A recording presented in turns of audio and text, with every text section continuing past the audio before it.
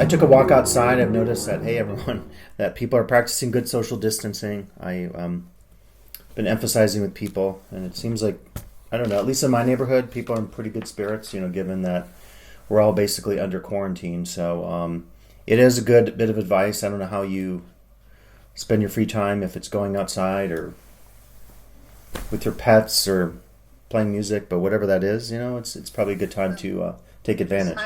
Besides trying to learn Canvas and all the elements involved in creating my Yeah, class, besides that. I just finished a 2-hour snowshoe under the Angora Ridge. It was very Oh, amazing. wow.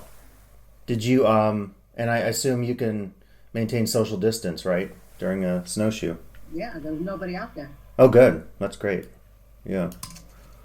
Well, that's really good to hear, that we're finding, time to do some fun things we enjoy, so forth. I just got a message today. There may be some emails coming out about a series of department workshops. I'm not sure what those will look like, but I gather that may happen Tuesday through the end of the week. I'm not sure who's meeting, and of course it'll be over Zoom. But keep in mind tomorrow that if you receive the message from Rusty Egan, our VP of Administrative Services, there's an opportunity for you, if you need anything from your office, to go in and collect some items. There's a whole procedure set up based on your last name, and very strict about having to either bring your LTCC ID or have one made on site. So I may be running up there just to grab a couple things to be ready for what could be a long hibernation. I don't know when we'll be back in our offices. We have no idea. So I'll do just a couple housekeeping things, and we could get started. So I want to mention, as you know, there are a series of workshops, and I sent out a fairly detailed email today just listing what trainings are coming up through the next few days. I did switch the Monday morning to evening because of that opportunity to go into campus and gather items. And also I indicated that I'm creating videos for many of these. So if you don't get a chance to watch then or participate in real time, you could catch one of the videos.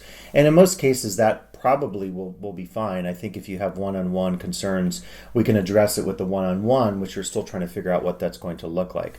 So again, Canvas the Basics give you the overview of everything in Canvas. Anything with video or Zoom being synchronous video live like we're doing now, that's your training of choice. And then anything that's asynchronous, including a little bit on Zoom we talk about, is this training. Discussions, which I covered earlier, you can see really as text-based conversations with your students, really ideal for a question and answer if you want to use them. You don't certainly have to use video and discussions. Also, assignments and announcements, modules and pages, and then we'll talk about today the syllabus and student behavior. And today I'll give you probably even more resources than I've been sharing in the past in terms of preset information that you can import into your class. As far as the one-on-one stuff, I don't know what that will look like, and that's still being worked out, but we do have a plan in place to reach out to all of you and help. I just got a message, a couple people are having issues with Zoom getting to Pro, and I just heard from Pat Leonard Hefner, who teaches photography, and said it worked. And it was just like a delay. I don't know what happened, but she said she did the thing that I mentioned in my latest email that I sent out about an hour ago, and it worked. So let's continue to monitor that. And then Austin, who's our tech specialist on campus, once we get through probably the next few days, and Pat is even online, once we get through the next few days, hopefully Austin will be freed up a little bit, because I know we may have some technology questions. Treva, of course, is available for any of the Canvas stuff that you are interested in, and then I've been typically focusing on like the teaching side of things. I also want to mention that I just received from our president, Jeff DeFranco, this message about additional Canvas features that will be rolling out, and this is through the Chancellor's Office. I imagine it was a purchase of some sort, I don't know how much, but expanding the daytime support hours for help, increase online tutoring. Proctorio could be really good for, I always think, a math instructor like Win right now, but it could be anybody. Proctorio is a system that actually uses artificial intelligence to see if, like, when you're taking a test or typing something, and if your eyes are moving or if you are typing a certain way, it won't let you log on to other websites to cheat and so forth. So if you're concerned about having proctored exams or anything of that nature, then hopefully we can roll out a training on Proctorio and how that can be used. Also, online counseling, student services, online mental health, very important through Cranium Cafe.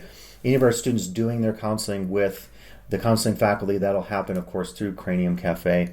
And then also adding more integration for being able to do some of the work with accessibility that's still important. I've been reading, I'm just taking attendance here, I've been reading a lot on social media about concerns about K-12 and accessibility as we move to online. So in any case, we can talk about some of that stuff later if you wish. So the focus today will be on two topics, the syllabus and policies specifically focused on student behavior. Now, I just said in my workshop today on discussions that I don't know if all of your classes, we have a couple math instructors, diction studies, media, photography, a lot of different areas right now. And depending on the subject that you teach, you may never run into student behavior issues. This is not universal, but I would say that, in a class that has challenging issues, a counseling class, addiction studies, social science, where we're debating things, a debate about immigration policy, questions about race, right? Any of those kinds of topics, those may lend themselves more to needing that social behavior or student behavior undergirding and foundations that can make your life a little bit easier. So that maybe we'll save for part two, because if some of you don't need that, you could have the generic policy included, but you don't necessarily need as much in that area. Probably the syllabus, though, is an area where we should concentrate collectively and talk about some opportunities for shared resources. So as we're moving into the syllabus, I wanted to mention a couple places where you can look today to find some things. Two sites I would mention, and I will put these both in. This one I can't put in chat, but the first one I will, so let me find that for you. And that is my teachingandlearning.com website. And it's not tabbed up here, but it's just the backslash is SYLLABUS syllabus. Hold on. I guarantee it exists. I have 3 L's in there. There we go. Okay, yep. So I'll put this in the chat room, global chat, if you want to look at it. And that should be available. So what this contains is all the source information for this workshop. And this workshop I actually did back, I would say, quite a few months ago, well before COVID-19. And so at the top, there's an index page. You can watch the actual video of that workshop. I'll also post the video of today's workshop. It'll be a little bit different. As you scroll through the page, just to help you navigate what's found here, this has the background information. This has the actual workshop. So if you want to watch that, I take you through the whole workshop, the context of the syllabus and what it is and how to use it. This gives you all the background information about maybe some minimum foundations, what you should have in your class. Policies, talking about things like behavior policies. And I think probably I should add to this something about flexibility. I think something to put in your syllabus, like worst case scenarios. What happens if there's technology outages? How do you handle that? I would say it would be unfair to our students that if we had a massive, and I'm not trying to jinx this, I'll knock on my desk, which is probably not real wood, it's probably laminate, but I'm not trying to jinx this, but if Canvas went down, that means like the Pentagon goes down, because our web service of Canvas is hosted through Amazon, AWS, and they host most of the world. So if Amazon goes down, then everybody's going down. Who knows about local internet providers? So I just want to mention that maybe somewhere in your syllabus you have a note about flexibility, or you have a note about technology, and if something happens on your end or on their end, you have some policies or things in place that allow for adjustment or extensions of work. I was doing one of these workshops yesterday, and my computer, just in the middle of everything, locked up, and I had to reboot. So it happens, and I don't know why sometimes these things happen, but they could. So just be aware of that, and we may want to circle back and talk about that. These are some links about syllabus design on this website. And then this is probably the most useful thing as you move your class forward. So what I did was I crowdsourced information from faculty on campus. I said, hey, send me what you use, like for Scott and Valentine. What's your instructor contact snippet?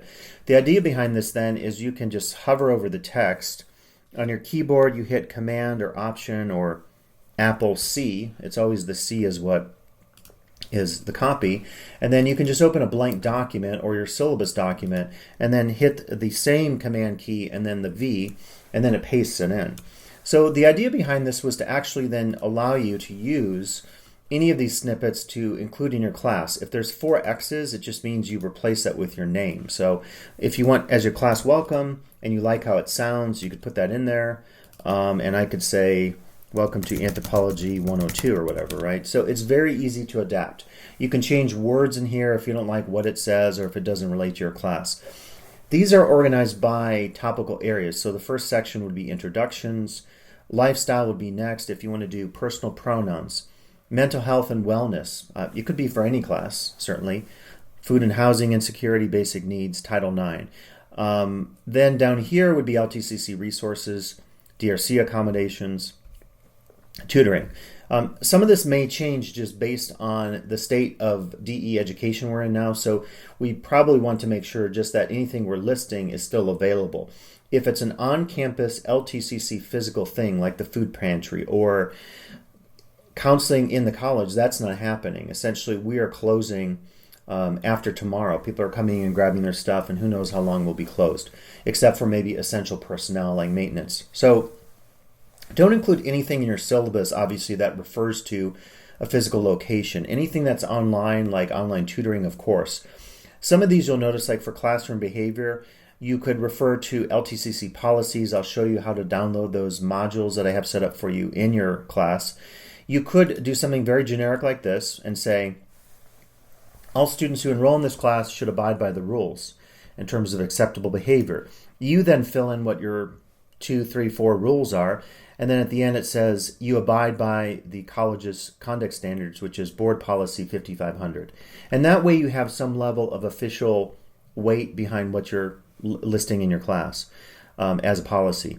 For a social class like I tend to have things about, I won't allow hate speech. I won't allow you to say insensitive things. I won't allow you to bully. I've actually had students who have attacked me in discussion boards. And so I've added more of this over the years because I've seen some things that are kind of unbelievable sometimes in a class. Phyllis Schaefer, now of course, she won't be teaching in an actual art studio other than her home, but she has things like, you may not be, I don't know if she put on here, on this one, she said you may not be, under the influence, or one of these says, right here, drug-free classroom. So now who knows? Again, students who are, I've actually never thought about that until this moment. What if you had a student who was, taking a marijuana hit or something like this, or drinking during your class?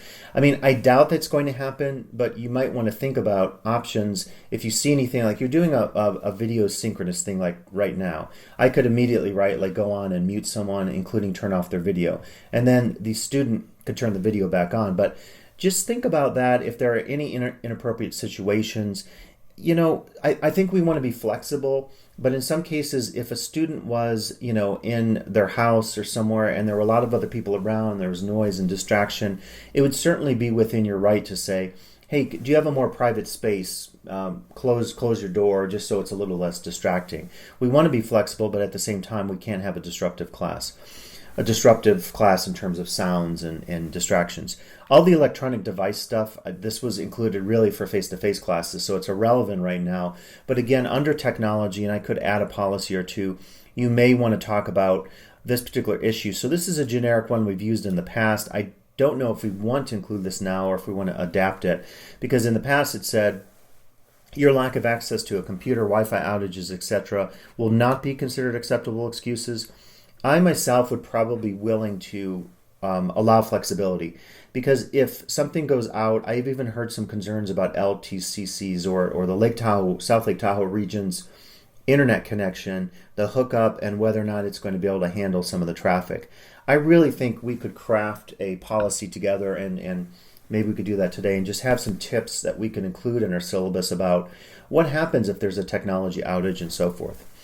The makeup stuff as well, a lot of this was set up prior to COVID-19, so I don't know if that's going to work for us with the era of teaching that we're working under now. I won't go through all this, but student success. So any of this that you want to copy and use, you're welcome to do that.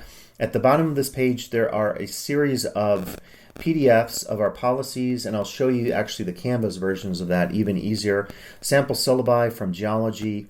I have logos for your syllabus and even a syllabus template that you can either click on and I guess it just downloads it, but it has most of the generic areas within a syllabus. So that is like option one. If you want to use any of those resources, particularly those snippets, you could certainly take advantage of those. Option two is even more practical. So for this, you'll want to go to your Canvas login, any class, and then go on the global navigation menu and click on Commons. And by now you probably know that Commons is the place where you can go to find any information potentially for your class. If you don't filter it at the beginning, you get 92,000 results, and this shows you a little bit about crowdsourcing in the era of COVID-19. People actually have been adding, I would say it's about 3,000 to 4,000 more results than when I did this a week ago. So that's pretty good. If you start at the beginning, you have the most generic, everything's included, not too practical. You could do a number of things. You could do a keyword search. So if I just want anthropology, I could type in anthropology, and then that filters it. There's only 98, which actually is not that many. It's kind of surprising. I could continue to filter it here. I could choose the latest, most favorited, most downloaded, or the most relevant.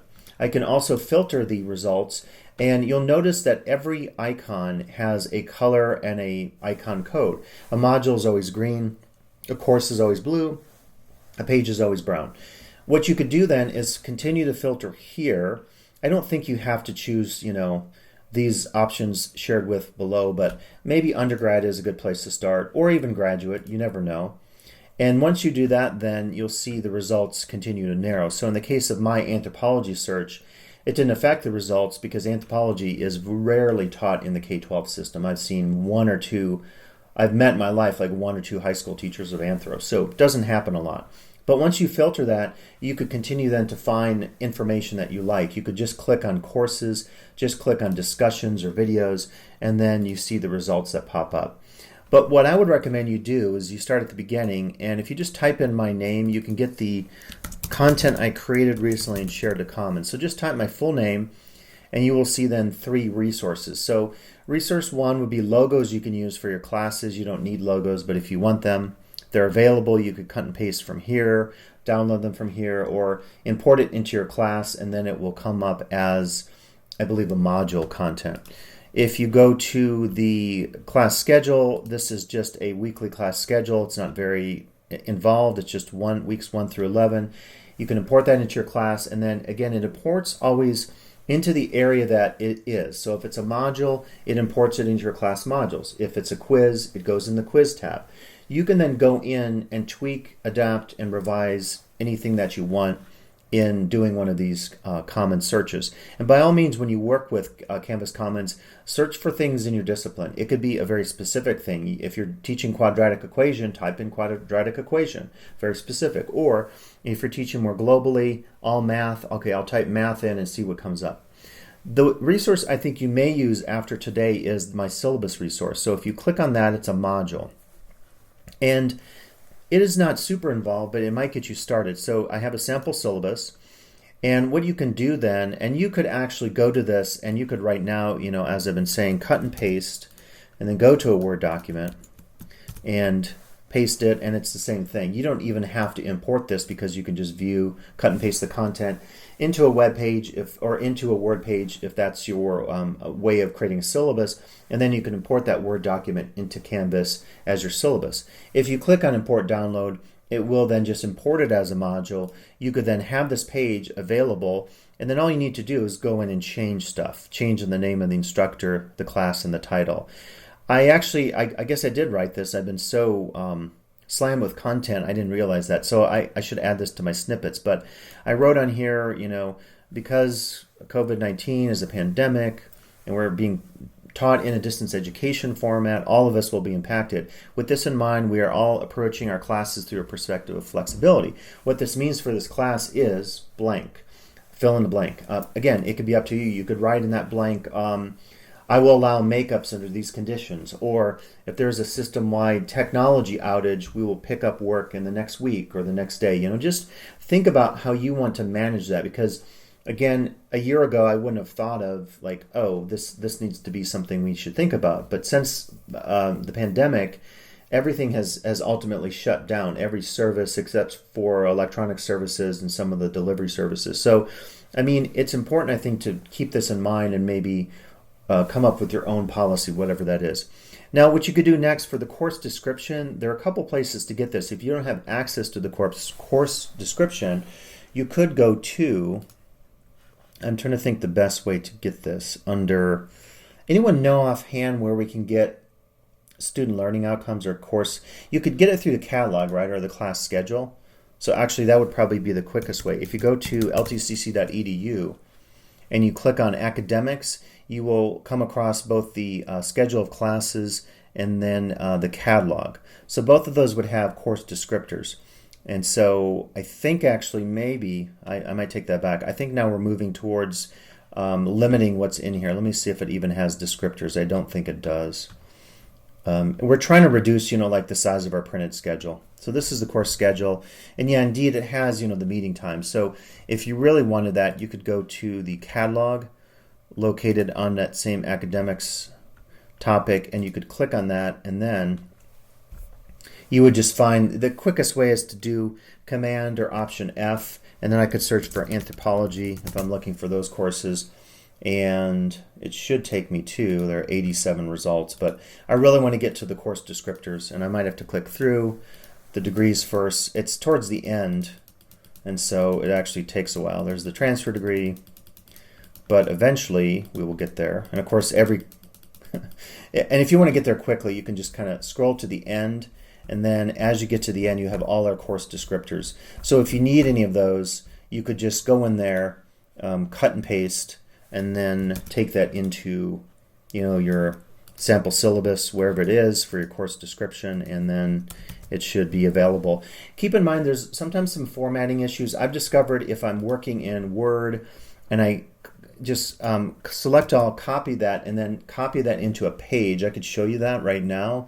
It may actually be, well, let me hold that thought before I leave this page, but I just want to suggest that the formatting sometimes with fonts and paragraph spacing can sometimes get messed up as you cut and paste something from Word into Canvas. But just to continue with this document, you could then include, cut and paste the course description if you want the student learning outcomes, instructor contact, anything about textbooks and readings. There's some conversation right now about what the LTCC bookstore is going to do given the fact that students cannot get on campus, whether you can order online. Certainly Amazon is still shipping. There are rumors about Amazon not shipping, but I think that was for the UK, so you can still purchase materials. Ideally, it would be something they could use for free, an open educational resource, a textbook online, or something they could purchase with an online access code, because I worry a little bit about book deliveries and all that kind of stuff. It's a little up in the air, but you could include your readings here, and then you could start to think about, do I want a class welcome page? What about DRC accommodations? I try to include in here then most of the stuff that you would probably have in a class. What you could do again is import this into your Canvas shell as a module, or if you want, select all. It's just the whatever command key you use in A, and then command key V into your Word document. And then at that point, you could save it, give it a name, call it syllabus or whatever, just so you don't lose that document if you have computer issues. And then you could always go in, at that point, if you see some formatting issues, in Word, you could change that all to a 12-point font. You could do a Times New Roman. And then if you still see issues, you could further dial down, go into layout under paragraph styles if you're concerned about, that extra space in between your header and your text, and that's easy to fix. But, so that could be the start of your syllabus. If you still need a syllabus, you could then go in, make some minor alterations, and it's not reinventing the wheel. Again, if you want the module, hit import and download, and that will get brought into Canvas for you, into whatever class you want to bring it into. In addition, I have 2 policies listed here, so you can bring these in as modules. This is the student behavior policy. This is very, very long, so I cut and pasted this and made a Canvas page. And you're probably wondering, why would I want something so long? Well, it's just really backup for your class. Again, if you're concerned about student behavior violations, if you back yourself up, we've had grade disputes in the past where instructors didn't have a lot of information included in their syllabus. For example, they didn't say in there when something was due, or were there late allowances for late papers. And if that goes to a grade dispute in front of a panel, sometimes then they would vote in favor of the student if you didn't back yourself up in your shell. And even before COVID-19, I was saying always do this. And I think in today's day and age with the pandemic, we still want to have it there, and we want to have it there just to emphasize to students like, look, we realize we're living in a state of reality that we haven't in the past. However, it doesn't mean we won't maintain certain standards, such as in terms of behavior expectations. So if you include this as a module, I'm not suggesting by any means to cut this and paste this as part of your full syllabus. This could be, though, and I'll show you how I do it with my policies on my modules. This could be one of 2 or 3 policies that you have, including the technology policy. You click import or download, and then that can immediately become part of your class. As well, you could have the plagiarism policy, so that is all available under the pages here under this module. So this is the official college's plagiarism policy and academic dishonesty, including cheating. So if you want to set up your math exams or quizzes via Proctorio, and there is a situation where there's a detection, the software detects students have cheated, they were using a crib sheet during the webcam recording of their work, then you could have defined what the penalty, if you will, is. What we did when we created this, and I was part of the committee, it seems like 18 years ago, who created this, a group of us, we said, we will make it very strict as far as the official college policy, but as an instructor, you have opportunities to change the enforcement. So you can decide on your own what you want the enforcement to be. So if you would like this, again, just go to Commons, search by my name, and then import and download. That immediately will become a module, and then you can go in and rearrange that, and I'll show you how that's done here in a second. And I think those are all the resources. So those hopefully will maybe get you started. So you could use the syllabus one, the class policies, and then also, I guess they're both, everything, the policies and the syllabus are all in one module. And then if you go to my other website that I copied and paste, then you could use that. And someone said, thank you, that they've used the syllabus template and the snippets, and it's helpful. And that's the whole idea. It was really to create something that people could use even before COVID-19, because, I mean, to be honest, we all have a lot of similar content in our syllabus. The policy stuff, the stuff about the college, things that are very general. You could use, the content that others have used or things I've shared with you. When you get into very specific things, your assignments, your grading scale, what textbook, your policies specific to your class and class discussions, that's where you want to customize and really work on thinking about what makes the most sense for your class. But don't reinvent the wheel. I keep saying to people, don't try everything in Canvas this quarter. Don't try Zooming and discussions and asynchronous videos and everything else. It's going to be too crazy. So if this can make your life a little bit easier, then great. Use the resources. I'll take a drink of water here. Anyone want to unmute Solange and ask a question or make a comment? Thank you, Dr. Scott. Class description. Yeah. Because my class is a hands-on classroom class, have these class descriptions been rewritten? Because the class description that is in the catalog as of before coronavirus is incorrect. Okay.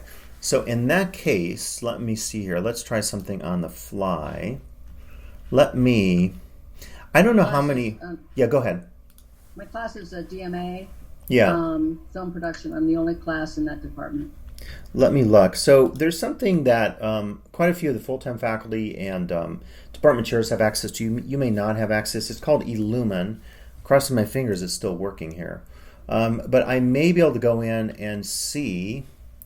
Let's see here. Let me type D, coordinator. And let me try to remember. I will be honest with you. If they asked me to do an Illumin training, I would back out in a heartbeat because I am constantly confused as far as where things appear. But I'm going to try my best here. So let me look. So let me just type in. I want digital media arts. So I'm going to just type DMA. Oh, come on. It should show up. I think it's in there. Digital media arts. Dual, that's weird. Wonder why it's not showing up. Let me type in here, DMA. What was the class? film production. It's third down. Third down. Let's look. Okay. View course outline record report. I think that's it. Let me see. Okay, so this is the current description. Does that look right or no? If you can see that. I don't know if I could blow it up. Yeah. Yeah, it looks different. Oh, see, that's incorrect because that's a classroom class. Okay. So, you know what I might do is, yeah, it's weird. This should be the most up-to-date, so I'm not sure. You might connect with Brad Deeds and see if he might actually have the more current one. I believe DMA, I know we've talked about in one of our college-wide groups called Clemcy, and I know things were being changed, so maybe they didn't do the updates once coronavirus hit. Maybe things just ground to a halt. So if you have Brad's email, it's just deeds@ltcc.edu. You could connect with him. I've been trying to connect with them, so I'll pick it up. Yeah, and it's I actually sent a message out today. I mean, people have been it's hard to get a hold of people. Who knows what people are dealing with. So keep trying. Connect with me if you can't find that. But yeah, unfortunately, that's the that looks like the most current, and you're saying that's not the most current. So okay. So we'll continue to work on that. It's just incorrect. I know. Yeah. So we'll want to get you the most current one. Any other questions before I thought maybe we'd move into the policy stuff, and then I can also show you how some of this might look in Canvas. I thought what I'll show you here is go to my class, and then you could see how I set up a syllabus. It's entirely up to you. You could have a number of different options there as far as how you want to share your syllabus. Keep in mind that when you first log on to your class, you will not necessarily see any content before you create it. So going to settings, as you know, in navigation, you could decide on what things will show up. I bet you cannot unshare your syllabus. Let me try that. I bet it will force you to have it. Yeah, so it looks like you can't even do that. And the idea behind that is we want you to have your syllabus visible. If students log on and they don't have a syllabus, they're not going to know what to do. So that you could change the order of this. The syllabus could be, now I was going to say maybe I take that back. Maybe it did disappear. Okay. I don't see it anymore. Okay, I guess that worked, surprisingly. Yeah, okay, you can do it. Okay, so anyway, I would not recommend that, but I'll put it back in there. As I said, you can choose the order. I like to have the syllabus. You can never override the home position. That's just your home page, which I'll show you in a second. Anytime I reorganize stuff and reorder it, I want to hit save at the bottom. So my syllabus is back there. I like having it as a second tab. Now, I need some water. Excuse me. As you know, when you go to your course setup checklist, one of the first things it'll ask you is, where would you like to have students go when they first log on to the class? So I click on my course homepage, and I always choose the syllabus. Now, you could certainly choose your modules, and I'll show you a structure within modules where you could have your syllabus close to the top, and that way students would see the syllabus. Doesn't really matter. You do not have to have the syllabus as the first things the student sees when they log on to the class, but you should certainly have it visible somewhere. If it's not the first thing here, like in my class, you may want to have it as your very first module, or a highlighted note that says, please read the syllabus because you must know the syllabus to know the rules of my class. So this is my syllabus. I think it's longer than a lot of people because what I do is my syllabus is not just my policies.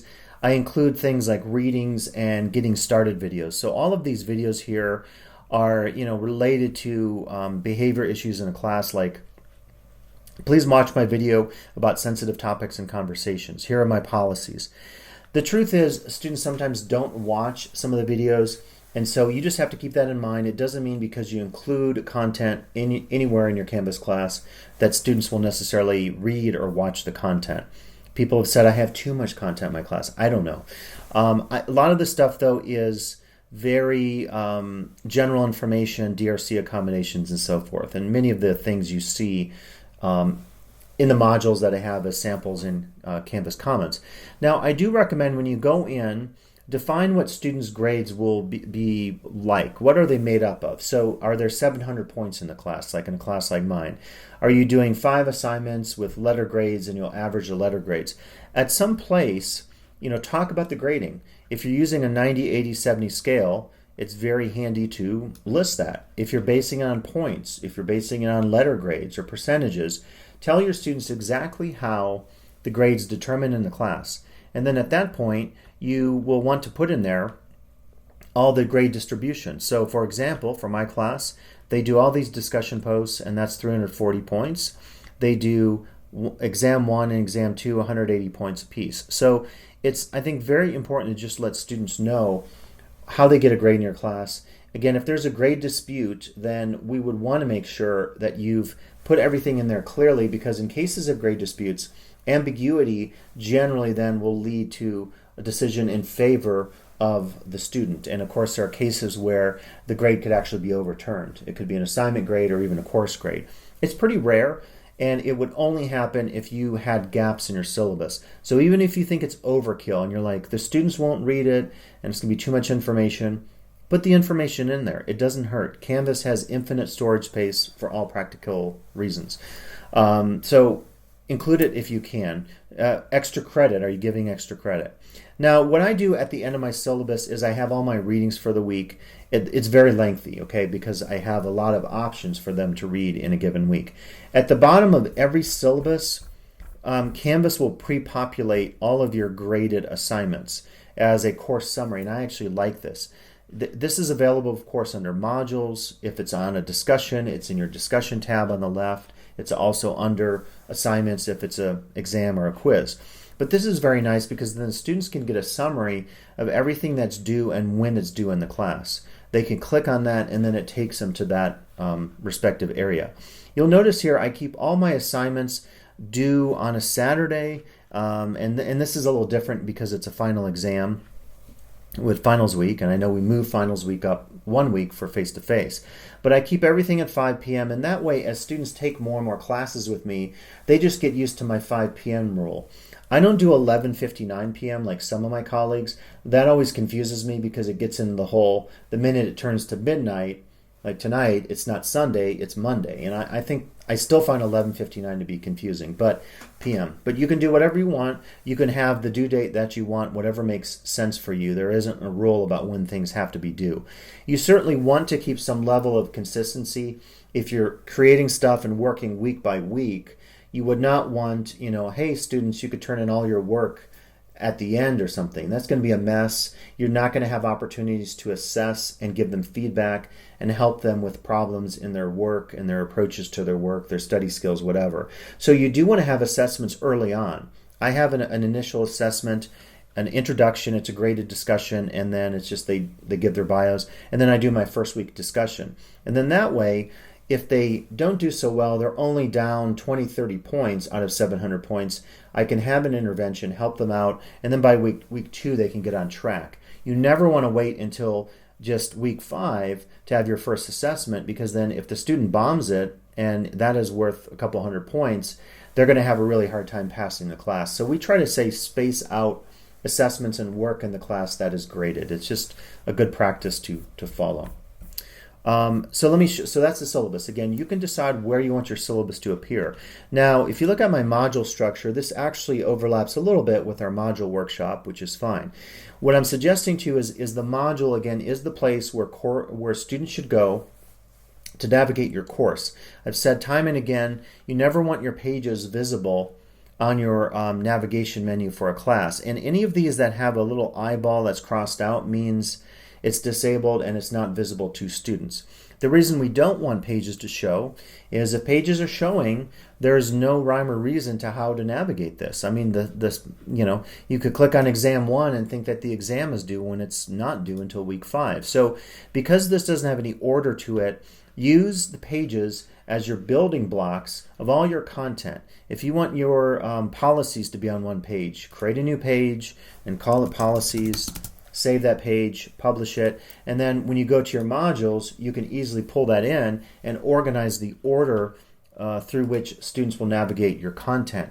So this is my structure. It's not right, it's not wrong, it's just my approach. I'm not saying you have to necessarily recreate what I'm doing. I like to start with a getting started. And in a sense, the modules here are not a syllabus, but they really are a like foundation or a roadmap to figure out how to be successful in the class, to consider how to complete the work. So I always do a getting started video, and the getting started video will just basically take the students through my Canvas shell. And so it tells them what to expect in the class. I walk them through in real time. You know, it's an asynchronous video, but I recorded a screen capture. To-do list, and you could just hear a little bit here. That as well. I will say for most people, this is not an issue. It's just the rare few who ask for makeups who forget to write down the due dates for assignments. So it's very important to remember that. So when I'm doing that video, and it's kind of lengthy, but again, if a few students watch part of it, that's great. I'm taking my students through the entirety of the class. So I'm starting at the beginning and I say, hey, welcome everyone. Let me show you how to navigate this class. You should start off with reading the syllabus. And then if you get stuck on Canvas, here are some of my videos helping you work through Canvas. And again, if you're wondering, the way you could create that is you could very easily right now create a new module, and you could call that your welcome module, and you would add that. New modules and new pages always go to the bottom. Again, if something is not green with a check, it's unpublished. This would not be a good module because there's nothing in it. But at that point, I could then add a brand new content page. And if I want something already existing, I pull that in, and it just imports that content within that module. If I want a brand new page, I would click New Page, and I could call it my welcome video, and I would add that item. And then again, it's unpublished. I published it, but there's nothing there, so I click on it. And then at that point, I could hit Edit, and I could say, please view my welcome video. And as you know, 2 ways to import your welcome video. The harder way, but the way that allows you to do screen capture and a webcam at the same time, is going to be Canvas Studio. If you go the Canvas Studio route, keep in mind it takes you away from this page. So if I don't save this, I will lose the content and have to redo it. But basically, I would do it in Canvas Studio, and then I'd come back here, and I click on that blue V in the middle, External Tools. You'll find a lot of things here, and I haven't used, I don't even know what Connex Ed Support Card Embed is, but a lot of options here. So I just pick on or click on Canvas Studio, and then all my content I've created comes up. I could just click that, add it to the class. I basically double click and it's added. So that's one way of doing it. An even easier way is I could create my welcome video by doing record upload media, and I would want the very first setting, record media. Don't worry about adjusting mic or webcam. If you only have one of those on your computer or your device, don't even worry. Start record. I will get a countdown. I could say a few words as a test here. 1, 2, 3, 4. Hit finish. I call it my welcome video, if I could spell it right. And I just hit save, and it will save the video content right there. So this is like your easiest way. It takes a second to create something like a welcome video, maybe as the start of your class. Again, the students see the content in that appropriate module section. You hit play, and then it's processing, okay? And I'm actually going to go back to my module. This is my live class, and you know, students are probably wrapping up, but I'm going to delete that. Or if I don't want to delete it, this is a good tip for you. All I have to do is unpublish it. Okay, so I'll unpublish that. And let's look what happens when I go home and I go to Student View. Again, Student View is always on your mini menu here. This menu is easy to remember because you only really interact with it a couple times at the beginning of the quarter when you're setting up your course checklist and your home page. Student View is probably the one that you'll use throughout the quarter. Again, this gives you an option to see the class only as the students see the class. You'll always know if it's on. There's a magenta banner, and if I if I stay in Student View, I can't edit my class. But I can click on Modules, and you'll notice that Welcome module that was unpublished just now, it's disappeared. It's not at the bottom of the page. When I leave Student View, I go to the bottom, and it's there, but it's unpublished. And these are all test modules. I could easily... These are just for our trainings. I'll just delete these. But the nice thing is students don't see the content you haven't published. So if you're in a bind right now, you're working on your class, and let's say you have weeks 1 through 3 done, and you feel good, and you have that content there. And you're like, well, I want to start now working on weeks 4 and 5. You can create your modules, and the minute you publish it, they're live to your students. But if you're working on it and you want it for convenience in your shell, start working on those and just make sure you don't publish it. And the minute you publish it, then it's visible to students. And if you're ever unsure about that, again, just go right to your student view on the home page, and you can look at that. So, any questions about like some of the module content that we're using here? Any concerns Can you about? hear me, Scott? Yeah, go ahead. This Pat. is Pat Leonard. Hi, Pat. Hi. Hi. I wanted to introduce myself, Yeah. and I'm going to try to put the video on Mm-hmm. for Solange to see Yay! me. Yay! I have been the DMA coordinator for years. Oh, nice. So I would be happy to connect with you and answer some questions Oh, for awesome. you. Okay? That's so cool. Okay. Yeah. So Excellent. I know that you that actually Brad hired you, right? Recently? And Right. I did not participate in that whole thing because I wasn't working this past winter quarter. But I'm getting ready for spring. So we can definitely connect. Awesome. How do we connect? Do you have an email address? Sure. Leonard at ltcc.edu. Leonard. Thank you, Scott. Yeah, no, that's Scott, awesome. I don't know what you did, but I tried it today connecting to Zoom. Yeah, and it worked. And it worked. Okay. It immediately took me to CCC Confer. Yeah. So I don't know if you did something to make it do that. No, I didn't. So the only thing I could think is that maybe they're so overwhelmed that maybe they're taking longer to process accounts. I mean, everybody's using Zoom. I don't know. It wasn't that. 'Cause Oh, okay. I had my account. Yeah. Like I said, for probably 5 years. Right. I don't think it was under the education, Oh. which is CC. Oh, that might be it. Okay. Cool. So that might, I think. Yeah. That's what I think. Okay, excellent. Well, that's so Okay. cool. So I'm glad, the two of you can connect. And I know there's also, we have some other new, Jim Grant, I think, is teaching photography or photojournalism but this quarter. He's not new. He's been around. Oh, he's a long not. time. Oh. No, he's been, but we've never done these classes Online, right? on Canvas. That's it. Okay, got it. That- He was new in that sense because when he met, he was asking me questions. But I always think someone's new if they haven't taught on Canvas, but that doesn't mean they're new. So yeah. Right. No, he's Okay, cool. He's been a college employee for years. I've been a college employee, Right. as you know, for what, Yeah. 40? Yes. 40 years. Yeah. So Yeah. Awesome. Well, I'm glad the two of you can connect, and please crowdsource because we need each other in these times. Whatever we can do to Right, help each other. right. Awesome. Excellent. Well, Right. thanks, Pat. okay. Very cool. Okay. Yeah. And thank you. This is great. Yeah. Well, good. Going through. Yeah. So just, this is my structure to look at the modules. So again, I like doing a start here section.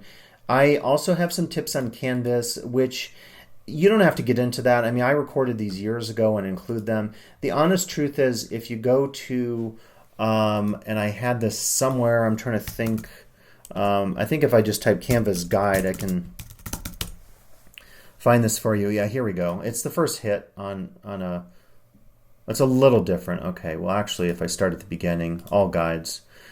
Yeah, so let me put this in the group chat if you want to look at this, and I will make that available. So one of the things you can do very quickly is refer students. In a lot of cases there are forums for faculty or students, and this is another good way to find information. So if you're stuck on discussions, you can click on that, search by that, and then there might be all sorts of conversations about discussions. So that's another good way to populate your class with content. I will sometimes give an instructor background. And then this is the big section that maybe you might want to think about. It doesn't have to be this developed. It's a policies section. So what I have in here would be all those policies that you can import from Canvas Commons. So this is the exact page that I showed you. So you could have that in there. Again, it's a backup. So if there's a grade dispute, we can then have evidence to show that this instructor was very clear on their plagiarism policy, and if it's an English class and the work was plagiarized, then you could actually have some backing. And it's not just English classes or social science. I heard from a computer science instructor that there's plagiarism that happens in the world of coding. So they'll do a coding exercise, and there's some way of telling, and there's actually programs that detect plagiarized coding, which is kind of crazy. So math is another example. If people in the old days in high school would cheat in math, sometimes the instructor would know because the student was required to show their work and they couldn't, or they didn't show their work. So cheating in mathematics sometimes could be dealt with if you just show the steps that the student takes to work through a problem or something, because it can happen in any number of disciplines. Be very cautious. Even though we're going through COVID-19, it's easy for students, if you tell them write a paper on a given topic, it's very easy, even without some of those cheating sites that they pay for, or paper mill sites, they can find something plagiarized that they can use on Wikipedia or some other public site. So a plagiarism policy, I think, is very important to have in your syllabus if you have any opportunities that students could plagiarize. If it's a yoga class, do you need a plagiarism policy? Probably not. If there isn't a paper in the class, no plagiarism. But a yoga class might have, I don't know, maybe you have to put a safety requirement in there. I don't think we've considered safety issues at home, and I would assume that our college legal liability policies would cover us at home. But imagine a scenario here where you're teaching yoga and a student, hits their desk or something and they have an accident. It's something we haven't thought of before, because typically classes that involve like painting or yoga or things in a physical environment are taught in a space that is covered by district liability policy. So if you have any concerns about that, I'm not the person. Probably it would be the dean, Brad or Allie, or Michelle Risden, our VP of Instruction, to reach out to. So policy section could also include things like your deadlines. It might be as simple to say everything's due on Saturday at 5. And I set it up this way because I want everyone to know that there won't be different days of the week that things are due. I think it's just more fair to my students. I could also include conduct codes. I could talk about word count. And if these are all under a policy section, I could very easily create an announcement. And this could be at the beginning of the quarter. And I would call it course policies. And I would say, please read. And I would write more, but for the sake of time, I don't have to necessarily go in and cut and paste to anything. I go to my links. This allows you to basically hyperlink any content that is inside your Canvas shell immediately here, and you don't have to retype it. Because I want them to read all my policies, I wouldn't just click on, say, the academic dishonesty and the conduct code. I could do that. And if I want a space there, all I have to do is hit return, and then I hit that, and I could hit save. But I want them to read every policy in the class. So I'm not going to link to a page. And to minimize and maximize menus, click there, as you might know. I will click on modules, and my entire module structure is replicated here. What I would do is click policies and hit save, and I'm not going to do that. This is a live class, and I don't want to confuse people. But the minute I do that and hit save, when the announcement goes out, the students will click that, and it takes them to that module that you saw, and I'm going to just hit leave there without saving. It'll take them directly to this module. So that's kind of a nice way to use hyperlinks within a class site. I also will have a section in the syllabus that describes the work in the class. Here's how you do the readings. Here's what the discussions are. Here's how you take your exams. And don't assume students know. It might seem really silly to say, to take your exams, click on, and actually it's good because Canvas, unfortunately, doesn't have an exam tab. You click on quizzes, even though those also contain exams. So it's probably a good idea to tell students where to click, or do a welcome video where you do a screen capture through Canvas Studio, or do it through our Zoom technology. Your first class meeting could be, hey class, let's go through the Canvas site in real time. I'm going to take you through it, and then we'll leave 15 minutes for Q&A at the end. What I do at the end of my class, and I've even thought maybe I should divide this into weekly modules. The reason I haven't done this is I've never used prereqs or delayed posting of content. You can go in and create a module from scratch, and you're allowed to then actually It's actually at the next level here. You're allowed to create what's called a, sorry, it's not under here. It's under, it's when I create a new module. It were called, yeah, right here. So I can create a new module, and then at that point I could lock it until a particular date on the calendar, or I could add a prereq, which could be any of the other modules. So if I want to make sure that my students have read my policies, and again, who knows how carefully they read them, but what you would do then is I would say they must complete the policies module before they work on my week 1 module, right? And then that way, when it gets published, when the week 1 module comes up, they can't even access it until they've gone through the policies. And that means they will have to click on each page within policies, start at the top and scroll down. It doesn't time them, but once they've completed all that, it will say, okay, you're good. This will now open up for you. So that's an option too, is to use prereqs or open on dates based on how you want to control the content. If you're Solange and you're teaching video editing and you want them to master the timeline before they go on to effects or transitions or keyframes or whatever, then perhaps you would want to divvy up the content by weeks and say, complete successfully first the timeline of understanding this video software program before you go on to the next skill set. So the way I'm doing it here may not actually work for your class. It's totally up to you. But what I would say is use your module structure as the navigation through the class, and then things like the syllabus and all the policies I've mentioned, that is really laying out the rules of the class so everybody is aware of what's happening, what your expectations are, and so forth. We have a few minutes left, so let me stop talking and let's just open it up for Q&A of some areas that maybe you want to cover and some concerns you have about setting up your syllabus or course policies or anything of that nature. Any thoughts? I hate to be the one that's always discussing. No, go for it. My concern is creating the syllabus. I'm a little overwhelmed by, what we've been doing, and I just can't seem to be connecting with it. And I'm going to need that one-on-one help. Sure. Yep. And we're working, so on the one-on-one help, we're working to figure out what that's going to look like. I suspect after this.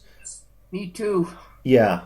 I suspect after this next week that we'll have a little more opportunities to explain to you what the one-on-one work's going to look like, working on that. I will have a session today at 4, and that we'll do some screen sharing as much as you want to, and we can actually problem solve, take all that time to problem solve where you're at now and see if we can answer some design questions. But Solange, hopefully, are you able to access the syllabus resource I mentioned through Canvas Commons, perhaps? I have good. Done your syllabus, yes. Oh, excellent. Okay, so yeah, what I would recommend is if you upload this or cut and paste the sample syllabus, that could be step 1, and then go in and then adjust it as you need. In a video editing film production class, I don't know that you're going to have arguments. I mean, I'd be surprised, but it's up to you what you want to use. So if you don't need a lot of statements on tolerance and diversity and online behavior, you can scrap that. Just include whatever you think is going to work for you. And as go ahead.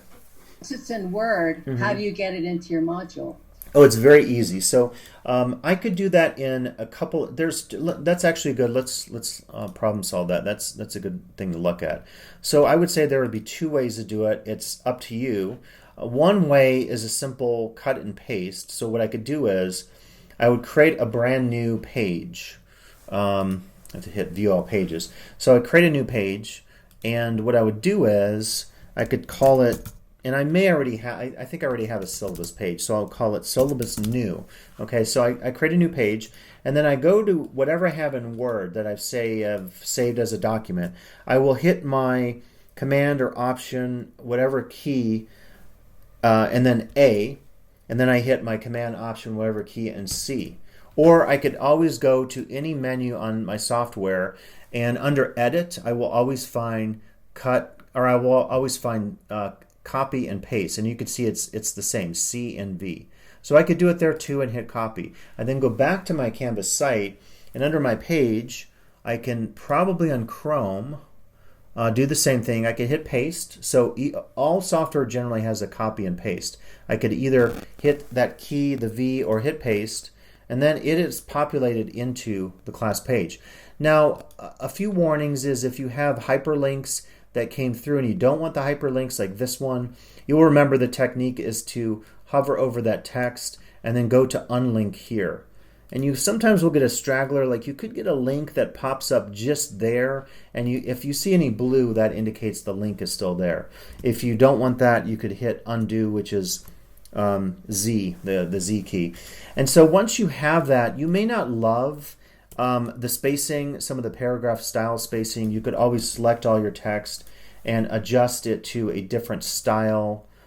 Pre-formatted maybe is easier if it deletes some of that. If I don't like that, I could undo it. But so that's one option, and I would hit save and publish, and then it exists as a page. And then what I could do is I could use that as my front page, or I could use my module view, and then anytime I add that module, I would find that page, and I think typically it's not doing it. I guess it's alphabetical. So syllabus new is right there.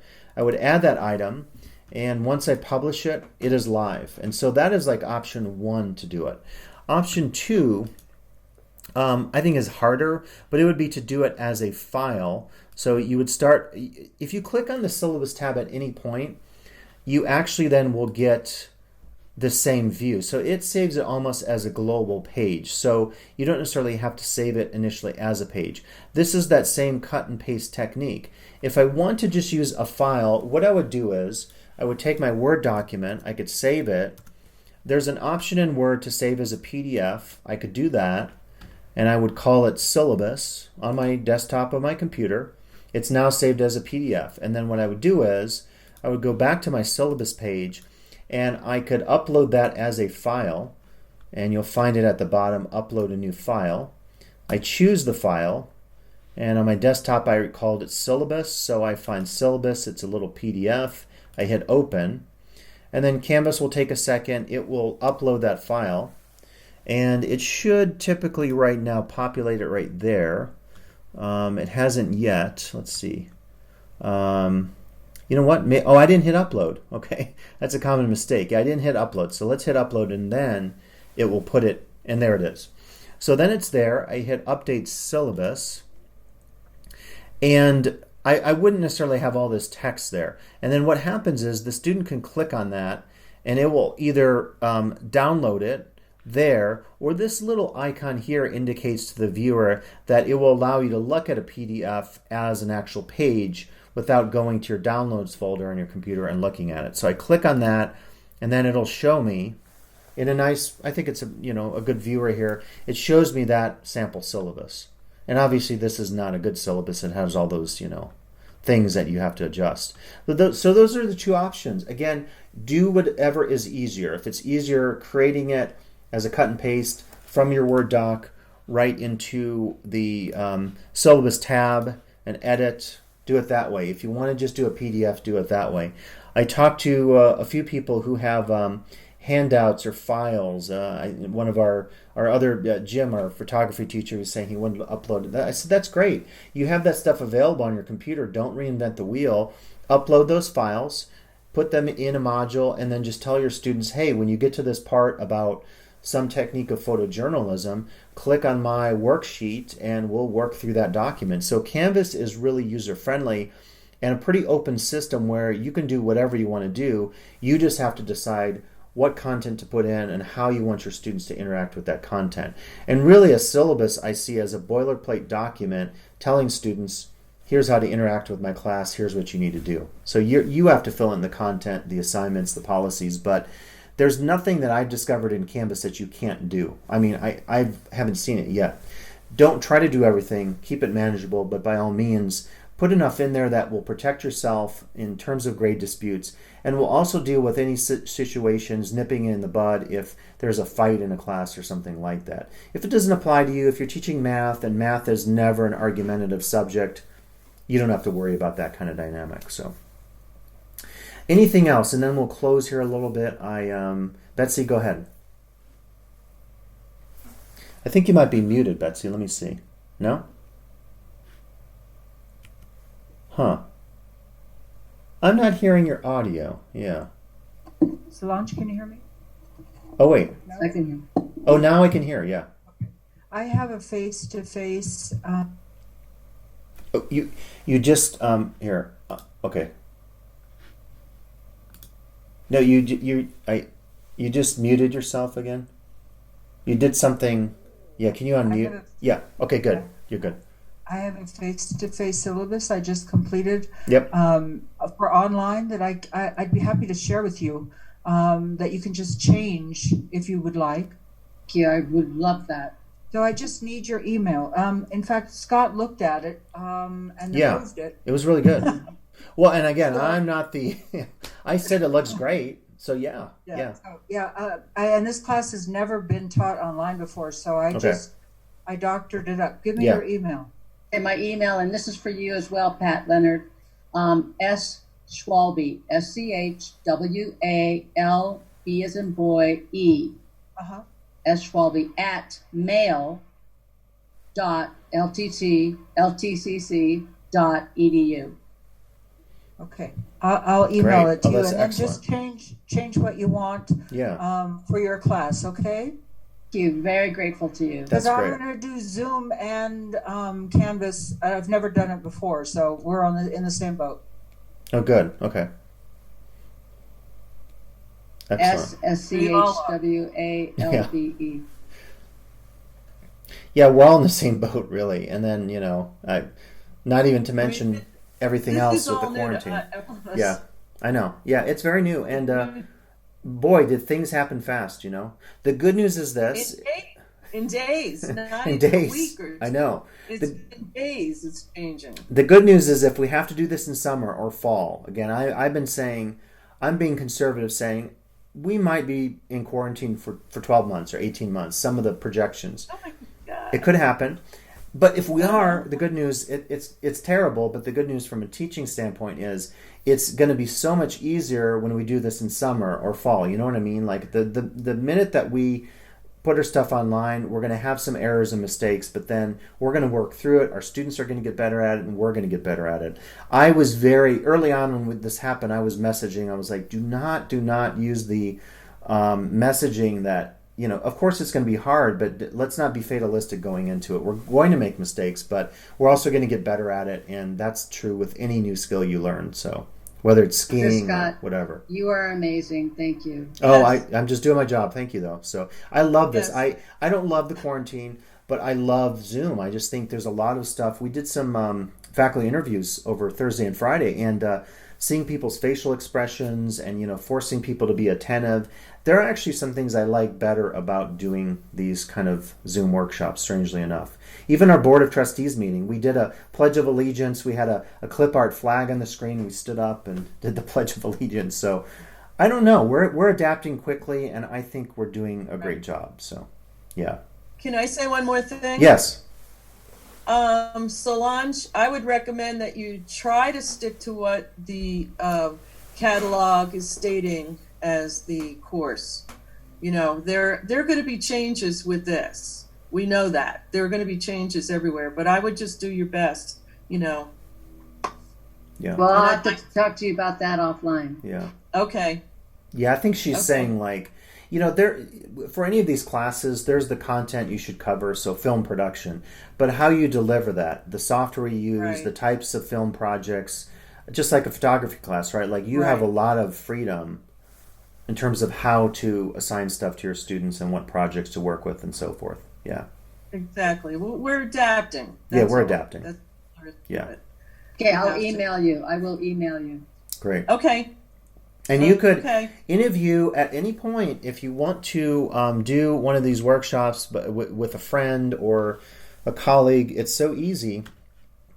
Go to your Zoom, and all you have to do is click on your account, and then right where it has your personal information, this little, not secret, it's available if you give it out. This personal ID allows you just send that to anyone. Like right now, I could put this in chat, and as long as I click and log on there, any of you with that link could then join that meeting instantly. So that's a really nice tip to remember. If a few of you want to collaborate and do some of this together, share your screens, just go to your account, one of you, and then find your profile, your personal meeting ID.